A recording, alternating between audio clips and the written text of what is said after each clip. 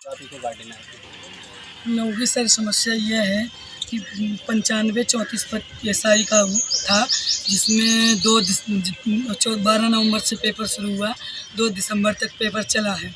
इसमें अलग अलग ज़िले से, अलग अलग जगह से सॉल्वर गैंग पकड़े गए हैं, पुलिस ने पकड़ी है। तब हम लोगों ने ट्विटर कैंप चलाया जब आंसर की आई, तो भर्ती बोर्ड ने कह दिया साफ साफ कि ये सारी चीज़ें भ्रामक है। लेकिन अब वो चीज़ जब रिज़ल्ट आया है, सब चीज़ सीधे सीधे खुल के आ रही है कि ऐसे ऐसे बच्चे हैं जिसने पेट में 37 क्वेश्चन सही किया है, उसके इसमें UPSI में 158 क्वेश्चन सही है। ये चीज़ें कैसे सॉल्व हो सकती हैं? मतलब कैसे मान लिया जाए कि 120 मिनट में 158 क्वेश्चन सही हो जाएगा।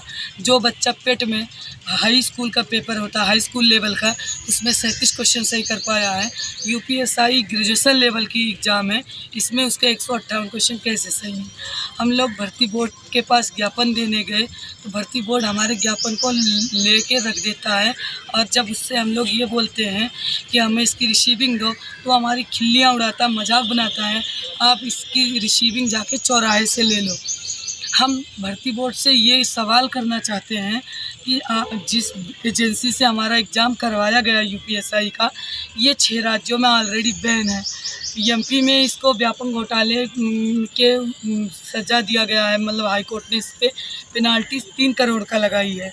2017 में इसी एजेंसी से हमारे UP दरोगा का पेपर कराया गया था, तब भी यही चीज़, ऐसी ही कमियां उसमें आई थी। उस पेपर को कैंसिल करवा के फिर से दूसरे कंपनी से री एग्ज़ाम करवाया गया था। लेकिन मैं यही पूछना चाहती हूँ भर्ती बोर्ड से, क्या मजबूरी थी उसकी जो फिर से इसी एजेंसी को उठा के हमारा टेंडर दे दिया रही है। आपका कहना ये है कि 15 लाख दो और नौकरी लो। बिल्कुल सर, 100% ये चीज़ें हैं कि 15 लाख दो, दरोगा बनो, दरोगा पास, यह 100% चीज़ है। इस चीज़ को हमारे पास प्रूफ है, हम सारी प्रूफ भर्ती बोर्ड को ज्ञापन में दिया, डिप्टी CM को दिया, लेकिन कोई सुनवाई नहीं हो रही है, कोई कार्रवाई नहीं हो रही। ये मामला किन किन राज्यों में फैला हुआ है? ये मामला हर राज्यों में, अभी कर्नाटक SI का पेपर कैंसिल कर दिया गया। जहाँ पे भी घोटाला मिल रहा है, सब जगह का घोटाले के वजह से उसको री एग्ज़ाम करवाया जा रहा है, कैंसिल किया जा रहा है। लेकिन मैं समझ नहीं पा रही हूँ, UPSI के इतने प्रूफ है सामने जो हम बच्चों के पास है, बाकी ऐसे पतन कितने चीज़ अंदर में छिपी हुई हैं जिसको हम लोगों की जानकारी नहीं है। लेकिन फिर भी हमारी भर्ती बोर्ड ये मानने को तैयार नहीं है, सरकार मानने को तैयार नहीं है, कोई आला अधिकारी मानने को तैयार नहीं है, और ये भर्ती की जांच नहीं हो रही। तिवारी, मैं प्रतापगढ़ से आया हूँ और मैं लगातार यहाँ पे 21 अप्रैल से धरना दे रहा हूँ। UPSI हमें मतलब सिर्फ इतना बता दिया जाए कि हम लोग जो धरना दे रहे हैं इसकी कहीं सुनवाई होगी कि नहीं होगी, क्योंकि हम लोग लगातार ऐसा, हम लखनऊ में ऐसा कोई कार्यालय नहीं होगा, ऐसा कोई ऑफिस नहीं होगा, ठीक है, CM ऑफिस, जनता दरबार, डिप्टी CM, ठीक है, और भर्ती बोर्ड, पुलिस मुख्यालय, हम तो नहीं जानते अब कोई ऑफिस बचा होगा। हर जगह ज्ञापन जा चुका है, और ज्ञापन में ये होता है कि हम इसको ज्ञापन में लिया गया, ज्ञान में लिया गया, संज्ञान में लिया गया, इस पर कार्रवाई करेंगे। और भर्ती बोर्ड अपनी कार्रवाई क्या कर रहा है, वो DBPST जो या ट्रेनिंग जो भी अपनी प्रक्रिया आगे बढ़ा रहा है। हमारी यही मांग है कि भर्ती प्रक्रिया रोकी जाए और इसकी निष्पक्ष जाँच हो।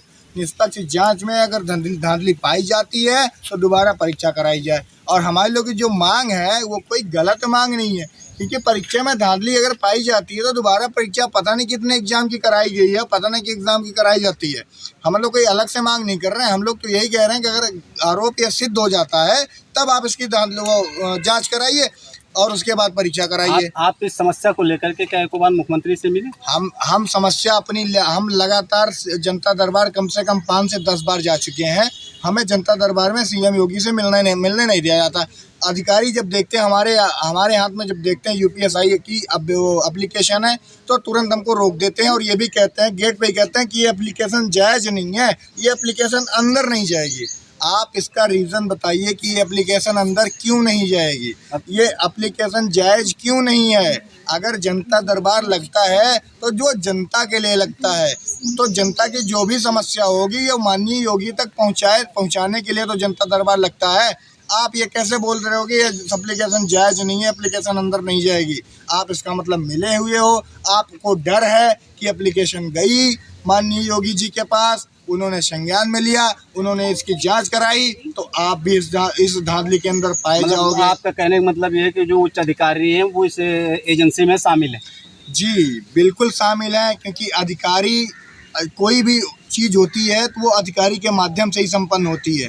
हर चीज़ में योगी, हर चीज़ में मुख्यमंत्री नहीं करता है। मुख्यमंत्री तो जो अधिकारी बताएंगे मुख्यमंत्री वही जानेगा। मुख्यमंत्री का सचिव भी जो होता है वो एक अधिकारी होता है। उन्होंने समस्याओं के लिए ऑनलाइन पोर्टल भी जारी किया, तो आपने उस पर शिकायत की? हमने ऑनलाइन पोर्टल पे जारी किया है, लेकिन ऑनलाइन पोर्टल पे भी हमें जो रिप्लाई आया वो यही आया कि ये सब भ्रामक है। ठीक है, और ऑनलाइन पोर्टल चलाता कौन है? वो अधिकारी तो चलाते हैं इनके।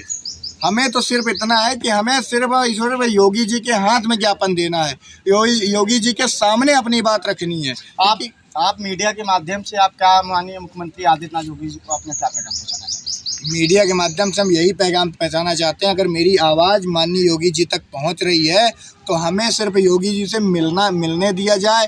हम उनके सामने अपनी बात रखेंगे, हम उनको अपने हाथ से ज्ञापन देंगे, उनके हाथ में ज्ञापन देंगे, और उसके बाद जो भी बात होगी उनके सामने बात रखेंगे कि हमारी ये समस्या है, इस भर्ती की जांच कराई जाए, इस भर्ती में लिप्त अधिकारियों की जांच कराई जाए, और जो भी इस भर्ती में अधिकारी लिप्त हैं उनके साथ कार्रवाई की जाए, और फिर उसके बाद हमें री एग्ज़ाम की डेट दी जाए और फिर से हमारी परीक्षा कराई जाए। अगर आपकी बात ना मानी गई इतने करने के बाद, तब अगला कदम क्या होगा आपका? अगला कदम क्या होगा? आदमी मजबूर हो जाता है, मरता क्या न करता, वही हाल है ना। हम लोग जब जाहिर सी बात है इतने दिन से यहाँ बैठे हैं, हमारी बात नहीं सुनी गई, तो कल हम रोड पे उतरे, बीजेपी कार्यालय गए, वहाँ पे हमें अभद्र तरीके से, आप ये समझिए कि हम बता नहीं सकते किस तरीके से हमको घसीट के बस में बैठाला गया और फिर लाके यहीं डाल दिया गया। और अगला कदम हमारा ये कुछ और जो होगा वो और सख्त होगा। जाहिर सी बात है कि हमें जब तक न्याय नहीं मिलेगा तब तक हम लड़ते रहेंगे, और न्याय तो हम लेके जाएंगे, बिना न्याय के हम यहाँ से जाने वाले नहीं हैं। कि यही पुकार भर्ती बोर्ड